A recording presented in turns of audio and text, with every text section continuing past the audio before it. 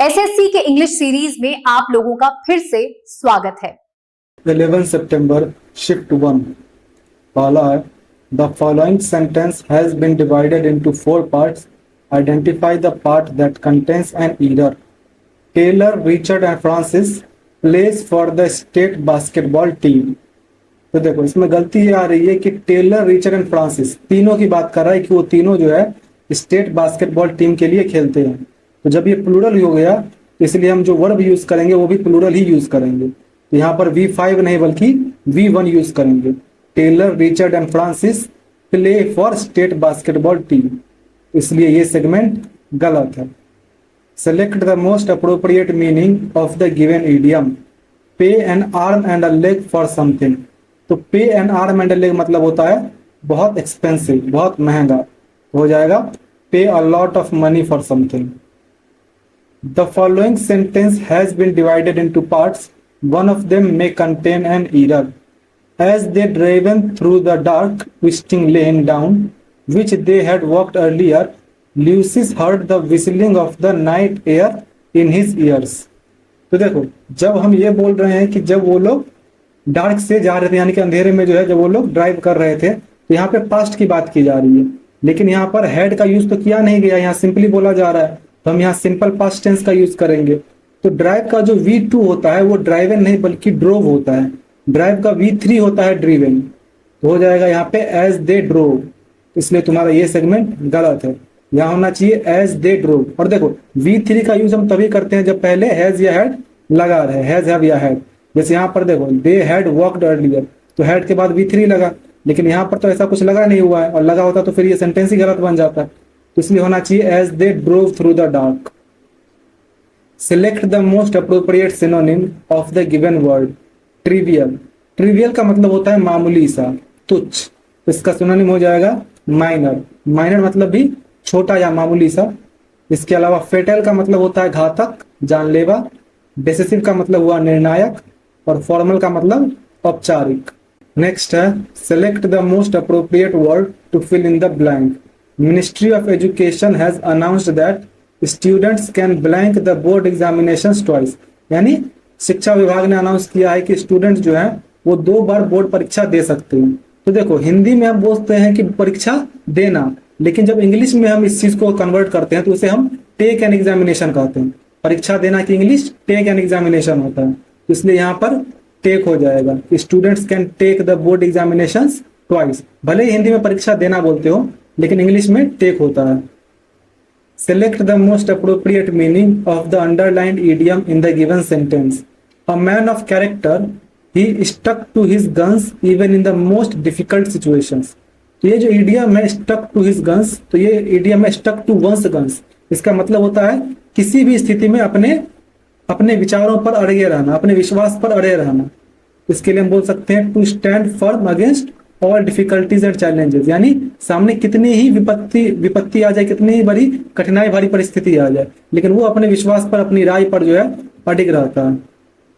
Select the most appropriate meaning of the underlined segment in the given sentence. After her husband passed away, Jane had to learn to bite the bullet and take care of the household on her own. तो to bite the bullet जो idiom है, इसका मतलब होता है एकदम बहादुरी के साथ कठिन परिस्थिति का सामना करना, यानी accept a difficult situation bravely. इसके अलावा क्रिएट अ डिफिकल्ट सिचुएशन यानी एक कठिन परिस्थिति बनाना। क्रिटिसाइज समवन हार्शली का मतलब किसी को आलोचना करना बहुत बुरी तरीके से। Run away from a difficult situation यानी कठिन परिस्थिति से भाग जाना। तो ये तीनों तो होगा नहीं। Select the option that can be used as a one word substitute for the given phrase. One who lends money to others at a very high rate of interest. तो जो सूदखोर होते हैं, सूदखोर के लिए यूज किया जाता है वर्ड यूजरर।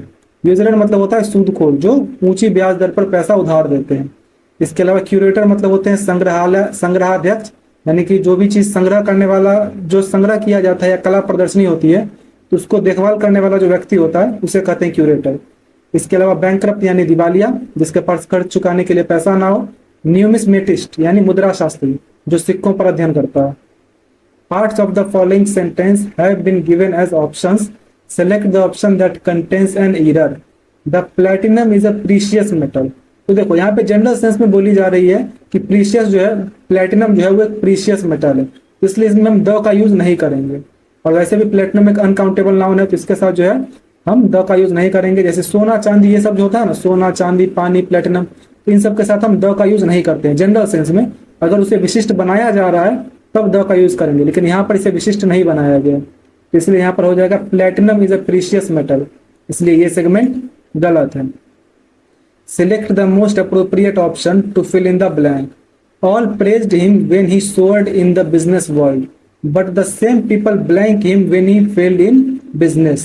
तो देखो, जब वो बिजनेस में सक्सेसफुल हुआ, सोर मतलब होता है उस चीज में सफल हुआ, तो सबने उसकी बहुत प्रशंसा की। फिर आगे बट लिख दिया, बट मीन्स दैट उसका विरोधाभास कर रहा है। But the same people blank him, यानी कि जब वो बिजनेस में फेल हो गया तो वो सारे पीपल क्या कर रहे होंगे उसके, तो उसे क्रिटिसाइज कर रहे होंगे, तो उसकी आलोचना की। यहाँ पर ये एकदम करेक्ट सेंस बनाता है। इसके अलावा नॉरिश का मतलब होता है पालन पोषण किया, सपोर्टेड यानी कि समर्थन किया, और ड्रामेटाइज यानी कि नाटक किया, ड्रामा किया। तो नॉरिश और सपोर्टेड तो होगा नहीं, क्योंकि यहाँ पर जो है क्लियरली नेगेटिव सेंस दे रहा है, तो इसलिए क्रिटिसाइज हो जाएगा। Parts of the following sentence have been underlined and given as options. Select the option that contains an error. What most of us want most is to move forward। यानी हम में से ज्यादातर लोग क्या चाहते हैं, तो आगे बढ़ना चाहते हैं। ये जो मोस्ट ऑफ लिख दिया गया है, ये हमें बोल रहा है कि हम में से अधिकांश, इसलिए मोस्ट ऑफ अस होना चाहिए, ना कि मोस्ट ऑफ अस। इसलिए तुम्हारा ये सेगमेंट गलत है। ओ एफ वाला ऑफ होना चाहिए, ओ डबल एफ वाला ऑफ नहीं होना चाहिए। Select the word which means the same as the group of words given. That which can't be read, यानी जो पढ़ने लायक ना हो, जिसे पढ़ा ना जा सके। मेनली हैंडराइटिंग की गंदगी की वजह से बोला जाता है कि उसे पढ़ा नहीं जा सकता है। इसके लिए हम वर्ड यूज करते हैं इलिजिबल। इलिजिबल होता है अपठनीय। इसके अलावा इनएक्सेसिबल, जिस तक पहुंचना मुश्किल हो। इनक्यूरेबल, जिसका इलाज ना हो सके। इररिलेवेंट, यानी जो उस विषय से संबंधित ना हो, अप्रासंगिक। Select the incorrectly spelled word. Acknowledge, देखो एक्नॉलेज की स्पेलिंग गलत है। एक्नॉलेज की स्पेलिंग होती है ACNOWLEDGE, इसलिए ये गलत लिखा हुआ है। फिर है टेरिटरी, तो टेरिटरी की स्पेलिंग सही है, मतलब होता है क्षेत्र। एक्सेलेंस, एक्सेलेंस की भी सही है स्पेलिंग, मतलब उत्कृष्टता। और बिजनेस यानी कि व्यापार, तो ये भी सही है। Select the most appropriate antonym of the given word. Authentic, authentic मतलब होता है असली, सच्चा, तो इसका एंटोनिम हो जाएगा फॉल्स। फॉल्स यानी कि झूठा या नकली। इसके अलावा मॉडरेट यानी कि सामान्य, एक्चुअल यानी कि वास्तविक, असली, और वाइज यानी कि बुद्धिमान। Select the most appropriate idiom to fill in the blank. Please tell me about the meeting blank, यानी मुझे मीटिंग के बारे में बताओ। कैसे, तो इन a nutshell, in a stew, इन अ हफ, या इन अ स्पिन। तो इन अ नटशेल हो जाएगा। इन अ नटशेल एक इडियम है जिसका मतलब होता है संक्षेप में, तो मुझे मीटिंग के बारे में संक्षेप में बताओ। इसके अलावा इन अ स्ट्यू, स्ट्यू हम यूज करते हैं चिंता या घबराहट की स्थिति में। इसके अलावा हफ जो है HUFF, इसका मतलब होता है नाराजगी या चिड़चिड़ेपन की स्थिति में। और इन अ स्पिन, स्पिन मतलब भी होता है घबराहट की स्थिति या फिर कंफ्यूजन की स्थिति। Select the most appropriate option to fill in the blank. Augmented reality continues to develop and became more blank among a wide range of applications.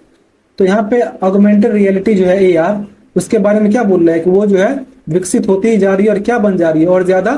तो इनमें से क्या हो सकता है, देखो ये पॉजिटिव सेंस दे रहा है कि वो जो है सारे एप्लीकेशंस में फैलते ही जा रहे हैं। तो इसके लिए हम क्या यूज कर सकते हैं, तो हम इनमें से यूज कर लेंगे परवेजिव। परवेजिव का मतलब होता है व्यापक, यानी हर जगह फैला हुआ।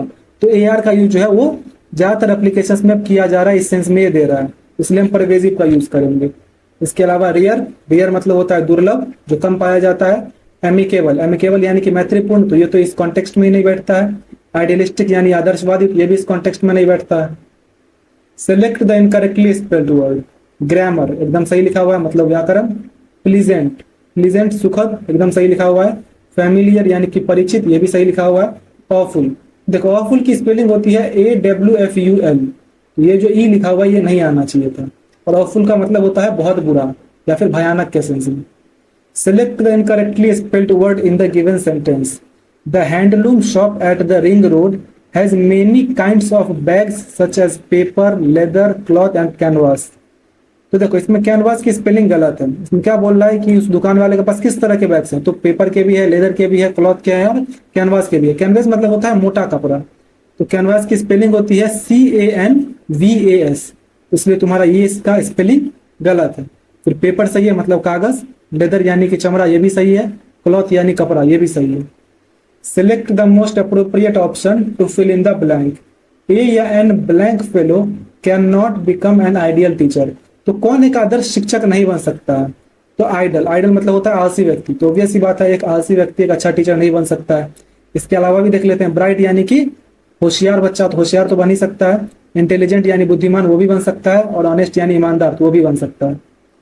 Select the most appropriate option that can substitute the underlined segment in the given sentence. I considered geography as an easier subject. तो देखो यहाँ किसी से भी तुलना नहीं की जा रही है, तो इसलिए हमें कंपैरेटिव डिग्री की जरूरत है नहीं। हम सीधे कर देंगे I considered geography as an easy subject, इसलिए तुम इससे सब्सटीट्यूट कर दोगे। अब है कंप्रहेंशन पैसेज। तो एक बार पैसेज देख लो, 2 स्लाइड में है। अब क्वेश्चन देख लो, 1 2 3 4 and 5। चलो अब बनाया गया। The most common hazard in forest is forest fire. यानी जंगलों में जो सबसे ज्यादा हजार्ड चीज है, यानी कि एक नकारात्मक चीज है जिससे खतरा पहुंचता है, वो क्या चीज है? तो फॉरेस्ट फायर है, यानी वन अग्नि है। Forest fires are as old as the forests themselves. जितने पुराने जंगल है उतने ही ज्यादा पुराने वन अग्नि भी है। They pose a blank not only to forest wealth but also to the entire regime to fauna and flora, seriously disturbing the biodiversity and the ecology and environmental of a region. तो वो क्या pose करते हैं? वो पूरे one संपदा के प्रति ही नहीं बल्कि पूरे फौना एंड फ्लोरा। फौना मतलब होता है जीव जंतु, और फ्लोरा यानी कि वनस्पति। तो फौना एंड फ्लोरा के पूरे इंटायर रेजाइम को ही जो है वो खतरा पहुंचाते हैं। यहाँ पे किस चीज का सेंस दे रहा है? एक खतरा का सेंस दे रहा है। तो क्या हो जाएगा? मर्सी, ट्रेंड, फेलियर या थ्रेट? तो थ्रेट हो जाएगा कि वो क्या पोज कर रहे हैं? They pose a threat not only to the forest wealth, यानी कि ना सिर्फ वन संपदा को बल्कि पूरे फौना एंड फ्लोरा के एंटायर रेजाइम को। During summer when there is no rain for months the forest blank littered with dry senescent leaves and twigs. यानी जब गर्मियों में बहुत महीनों तक वर्षा नहीं होती है तो फॉरेस्ट किस चीज से ढक जाते हैं? तो वो ड्राई सेनेसेंट लीव्स यानी कि सूखे पत्तों से ढक जाते हैं। तो यहाँ पे ढकने का सेंस आ रहा है, तो देखते हैं क्या आ सकता है। कीप, बिल्ड, बिकम्स या ड्राई। तो देखो वहां पर लिटर्ड पहले से लिखा ही हुआ है। लिटर्ड मतलब होता है पूरा भर जाते हैं उससे। यहाँ पर आएगा कि फॉरेस्ट क्या हो जाते हैं? तो भर जाते हैं। तो हो जाते हैं के लिए हम बिकम का यूज करते हैं, इसलिए हम यहाँ पर बिकम का यूज करेंगे। The forest become littered with dry senescent leaves and twigs which could burst into flames ignited by the slightest spark। यानी थोड़ी सी भी अगर वहां पे चिंगारी जलती है कि वो पूरा जलना शुरू हो जाएंगे क्योंकि सूखे पत्ते हैं। The Himalayan forest particularly Garhwal Himalayas have been burning blank during the last few summers with colossal loss of vegetation cover of that region. तो देखो जो गढ़वाल हिमालयाज है वो क्या है? तो कुछ सालों से नहीं, पिछली कुछ गर्मियों से वो जलता ही रहा है, जिस वजह से बहुत ज्यादा लॉस हुआ। कोलोसल लॉस मतलब हुआ भारी नुकसान। तो यहाँ पे क्या आ सकता है? Burning blank during, rarely, regularly, badly या इनफ। तो देखो यहाँ पर जो है एक तो रेगुलरली भी ठीक लग रहा है और बैडली भी लग रहा है। रियरली और इनफ तो नहीं होगा, या तो रेगुलरली होगा या बैडली। तो इन दोनों में से कौन होगा? तो वो कैसे चूज करेंगे? तो during the last few summers बोल रहा है, जब कुछ गर्मियों की बात की जा रही है, मतलब ये चीज रेगुलर चलती रही है। इट मीन्स दैट हम रेगुलरली का यूज करेंगे कि नियमित रूप से पिछली कुछ गर्मियों में जो है जो गढ़वाल हिमालयाज है वहां पर ये जलते रहे हैं पिछली कुछ गर्मियों से। The youngest mountain ranges of the Himalayas are the most blank stretches of the world susceptible to forest fire। Susceptible मतलब होता है संवेदनशील। तो ये जो youngest माउंटेन रेंज है हिमालयाज के वो क्या है? तो are most blank। तो अगर ये चीज फॉरेस्ट फायर से बहुत ज्यादा संवेदनशील है, इट मीन्स दैट वो कहाँ है? तो देख लेते हैं। आउटरेजेस, वल्नरेबल, ग्रीसी या मिस्टीरियस। तो वल्नरेबल यानी कि खतरे में है, असुरक्षित है, इसलिए यहाँ वल्नरेबल यूज करेंगे। Are the most vulnerable stretches of the world susceptible to forest fires. The forest of the western are more blank vulnerable to forest fires as compare to those in the eastern Himalaya. यानी जो पश्चिम के जंगल हैं वो ज्यादा असुरक्षित है किसकी तुलना में? तो पूर्व के हिमालय के जंगलों की तुलना में। This is because forest of the eastern Himalayas grow in high rain density. क्योंकि देखो ईस्टर्न में क्या है कि ज्यादा वर्षा होती है लेकिन वेस्टर्न में कम वर्षा होती है। इट मीन्स दैट वो लोग ज्यादा वल्नरेबल है। तो क्या हो सकता है? Western are more blank. क्या हो जाएगा? क्लोजली, फ्रीक्वेंटली, डीपली या बेयरली। तो फ्रीक्वेंटली हो जाएगा, जब बार बार का सेंस दे रहा है, अक्सर का सेंस दे रहा है, इसलिए हम यहाँ पे पश्चिमी हिमालय में जो है क्या हो जाएगा? पश्चिमी हिमालय में आग लगने की घटना जो है वो अधिक बार होती होगी, इसलिए हम मोर फ्रीक्वेंटली वल्नरेबल यूज करेंगे। इस तरह तुम्हारा ये कंप्लीट हुआ। आपका जो भी स्कोर हुआ कमेंट कर दीजिए। मिलते हैं नेक्स्ट वीडियो में।